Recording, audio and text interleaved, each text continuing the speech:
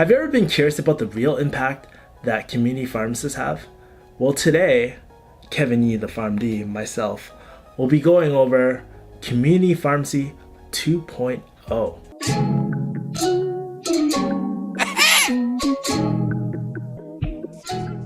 What up, guys? My name is Kevin Yee, the PharmD.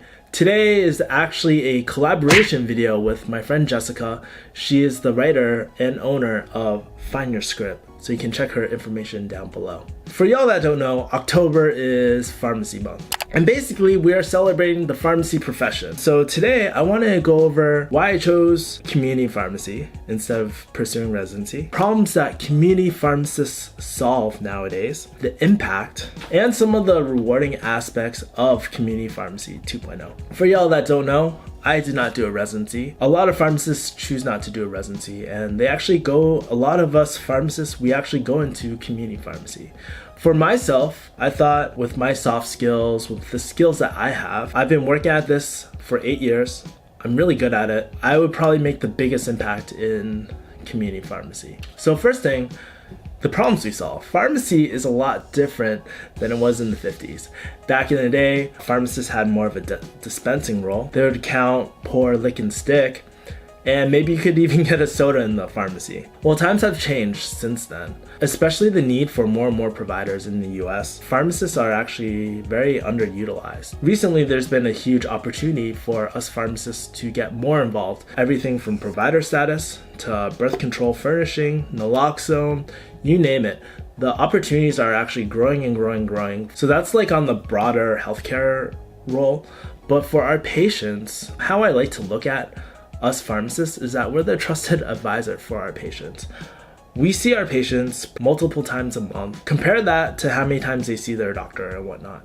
Not as often. And we're also available to general public. We are available to most people. So we have this trust between our patients. Like, I know most of my patients. I know my patients by first name. I know what's going on in their life. I know their dog's name.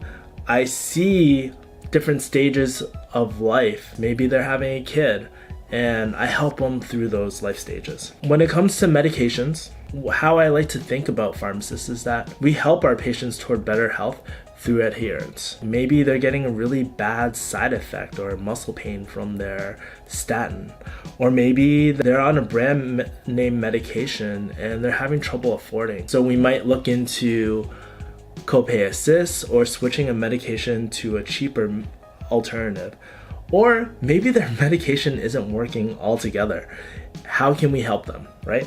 So we address a lot of those issues. Not only are we the trusted advisor, but we are actually the liaison between all their prescribers.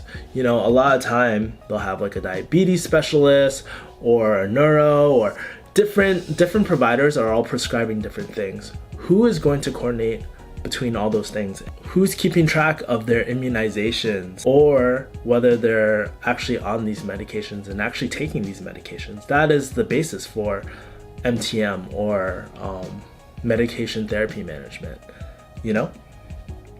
So how I like to view the pharmacist is actually that we're sort of like the quarterback. We coordinate everything between all the providers. We let people know what is actually going on. So when I talk about the impact of pharmacists, or specifically community pharmacists 2.0, that's what I like to call it, we're moving away from sort of just purely dispensing, and we're becoming the adherence experts. We utilize tools like appointment-based modeling, where we sync up all the medications and talk to our patients to see if they're having any problems with their medication or different opportunities for their medications as well. But I was talking to an older pharmacist, the creator of appointment-based modeling, and he said something that really blew my mind. He said something on the lines of, you could have that magic miracle pill, right?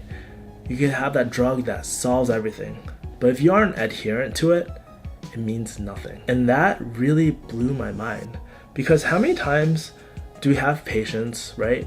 Maybe they're on a really well-researched drug, it's really effective, but if you don't take it every single day, especially if you have a chronic condition, then what's the point?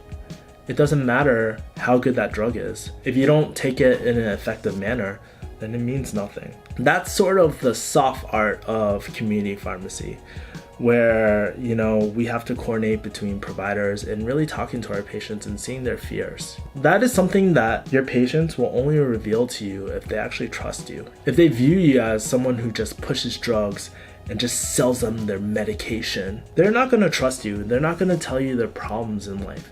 Maybe they always forget, or maybe that they're going through some emotional problems in their life. We are there to help them out. I call us the quarterback of healthcare because we typically have the full picture. We have their medication history.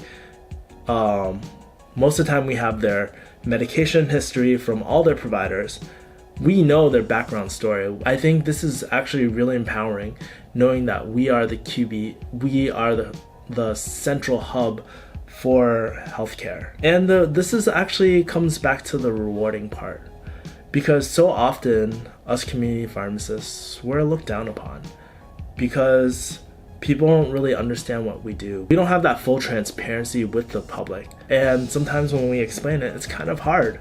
You know, there's so many things that we do under the sun. And sometimes, even ourselves, we forget our impact on community pharmacy. Sometimes we just get caught up so much with dispensing that we forget that we do have a huge impact on our patient and their clinical well-being. When we look at ourselves as a quarterback, it's actually very empowering, really shifting the public view of pharmacists from a dispensing role into a more clinical role. And it feels really good to be that person, that ally, that trusted advisor for our patients as they go on through the stages of their lives. Some of the moments that really touch my heart are new parents, you know, when they have a newborn, all the emotions, excitement that a parent has, or maybe they're terrified, you know, and really helping them through that period of time. Or even at the other end of the spectrum, when a patient is literally on their deathbed, and even if you can just help them just a little bit, feel more comfortable. That is the true value of a pharmacist, because we are that constant ally who is always available. You don't need an appointment with us. We're able to help them clinically, emotionally, and just as human beings, compassion as a human being, we can better serve and help our patients. Anyways, guys, let me know what you think about Community Pharmacy 2.0. Leave your comments below. Check out Jessica's site. I'll leave her information below. And as always, like, comment, subscribe, and I'll see you guys next time. Peace.